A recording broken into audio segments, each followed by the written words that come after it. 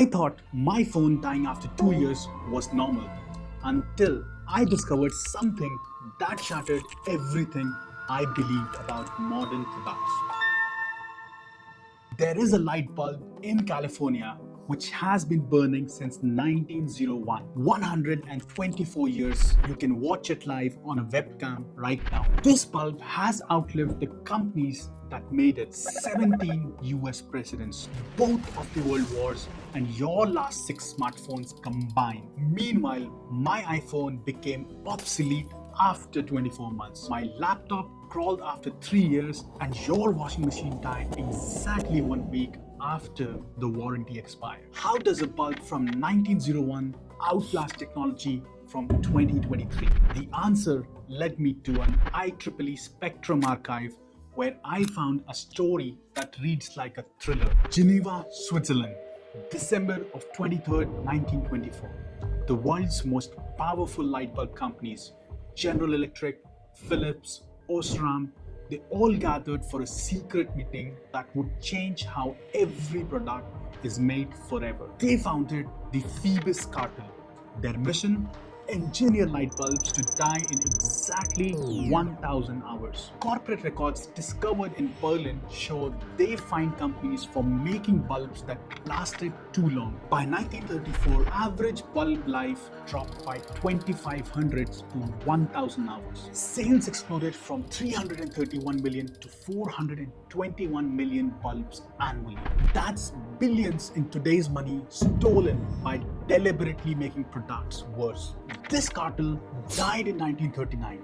But if this conspiracy ended 85 years ago, why is my iPhone designed to slow down in 24 months?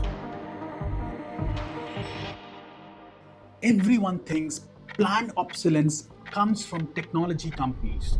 That's completely wrong. Planned obsolescence is the deliberate design of products to fail, become outdated, or feel worthless on a predictable schedule. But the real masterminds are invisible. Take Craftsman tools. For 90 years, they meant buy once and use it forever. Lifetime warranties.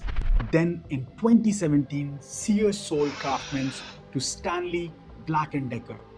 Almost overnight, those lifetime warranties vanished, replaced with 1 to 3 years limits.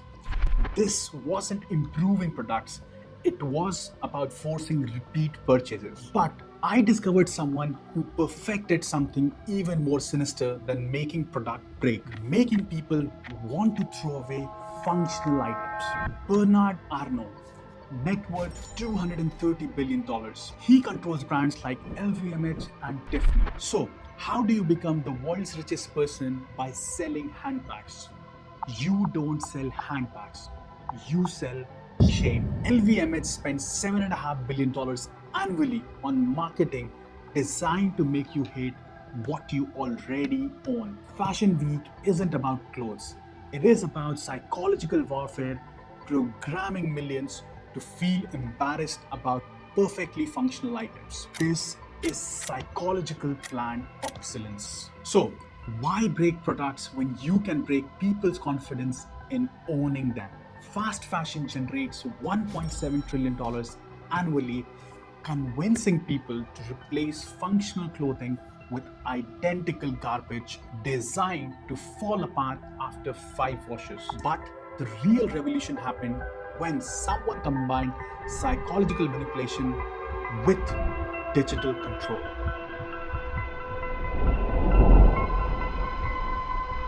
December 20, 2017, Apple made a confession that revealed how sophisticated this conspiracy had become. They admitted to deliberately slowing down older iPhones through software updates. Court documents from the Batterygate lawsuits show Apple emails discussing how they throttle drives, or what they mean by is upgrade cycles. Apple's iPhone revenue jumped 28.4 billion the year they implemented systematic slowing. Tim Cook's bonus, $102 million, which can be tied directly to the replacement set.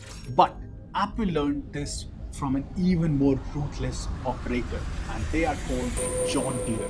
Farmers across Iowa, Ukraine, and Brazil pay close to $750,000 for tractors they can't repair.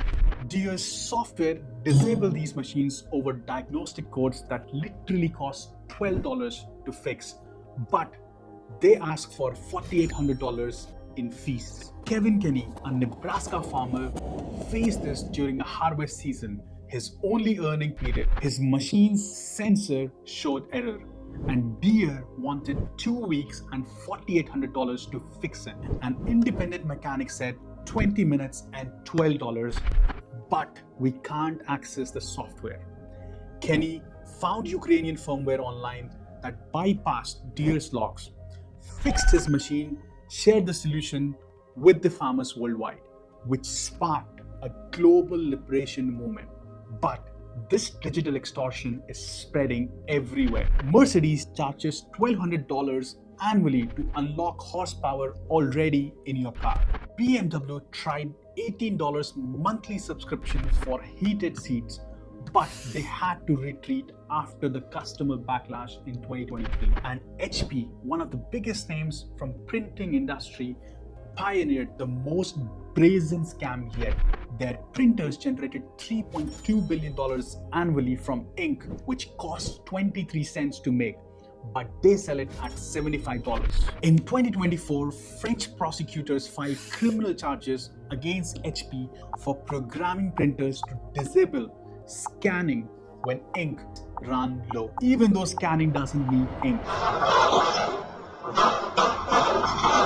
So this isn't accident, it's engineered theft.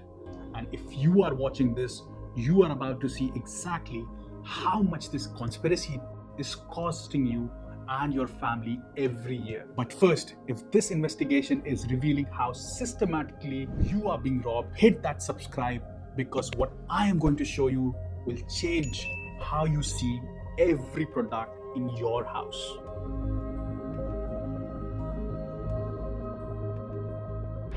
Picture your evening routine. You are sitting at your kitchen table, maybe paying bills, or maybe just scrolling your phone. Your family is around, maybe doing homework or watching television. Watch what planned obsolescence actually looks like when it strikes. Your phone can buzz with a new software update available. You tap install without thinking, and within weeks, your perfectly functional device will end up crawling. That's $800 walking out your door in 6 months when you are forced to upgrade. Your washing machine starts grinding after exactly 1,500 cycles, which is the engineered failure point. Repair estimate could be as high as $400, and a new machine can cost $500. This is where your emergency fund goes. The t-shirt you bought 3 months ago is already losing its charm after 5 washes. Fast fashion by design. What do? You toss it by another $35 every few weeks as your wardrobe becomes disposable. Your 3-year-old laptop becomes incompatible with new software which demands extra hardware capacity that is not available. If you will add this up across a year, you might come down to $2,400 that is stolen through engineered failures. That's vacation money, emergency fund, education saving, gone.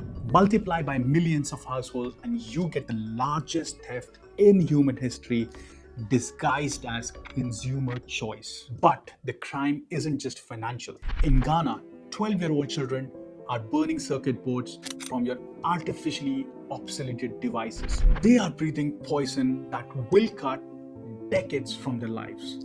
The air around them contains 150 times normal lead activities. 16.5 million children process the 62 million tons of electronic waste generated annually by this planned obsolescence. Every slowed iPhone, every broken washing machine, and every incompatible laptop represents a boardroom decision that your family's money and these children's lives matter less than executive bonuses. But some people have had this enough.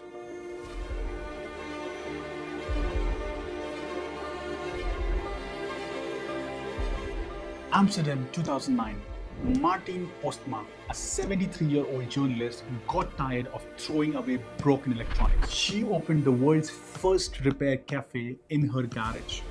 Success rate 54%. More than the half of unfixable products just needed simple repairs. Today, it has expanded to close to 3,200 repair cafes across 6 continents, from Tokyo to Sao Paulo to Lagos. They have saved close to $2 billion while preventing 850,000 tons of waste, proving most planned obsolescence is fraud. Louis Rossmann in New York, he films himself fixing MacBooks that Apple claims are unrepairable. Nearly 2 million subscribers watch him expose these lies. Logic board failures, which requires $1,200 motherboard replacements, usually needs $3 capacitor and 15 minutes. Framework Computer built the world's first modular laptop. Every part is replaceable with standard screws. Over 100,000 sold to people done with planned obsolescence. Patagonia makes $1.2 billion annually with the Don't Buy This Jacket campaign. Their Won't Wear program repairs competitors' products for free, proving durability builds better business. The damage to planned obsolescence profiteers. So, when customers fight back, corporations retreat.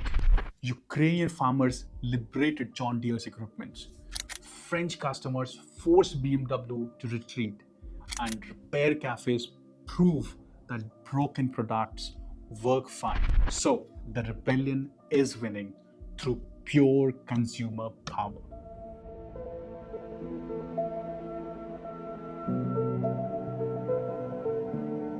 Planned obsolescence only work if you participate. Before buying anything, ask yourself, can I repair this myself or am I renting it from the manufacturer? If the answer is renting, you might want to consider to walk away. Repair before replace. Visit different repair cafes in your city or check YouTube tutorials, because most broken items need really simple fixes which is disguised as complex problems. Buy repairable items. Check iFixit.com scores and only buy products which rate more than 8 on a scale of 10. Companies, they start listening and changing when sales force them to. So you have to start supporting the rebellion and start looking into options like Framework for laptops, Patagonia for clothes, and Fairphone for smartphones. Your wallet is your vote, and the conspiracy depends on your ignorance. But you are not ignorant anymore. Every dollar you don't spend on planned obsolescence stays in your family instead of funding some executive's yachts. Every repair instead of replacement is one less child breathing poison in a toxic dump. The tools exist, the community exists, and the rebellion is slowly making a win, because the alternative is paying $2,400 every year forever while executives get rich, engineering your poverty and poisoning children worldwide. Stop paying the stupidity tax. If this investigation opens your eyes to how you are being robbed systematically, then subscribe and hit the notification bell, because I'm here investigating more such stories and finding more truth that are hiding in plain sight.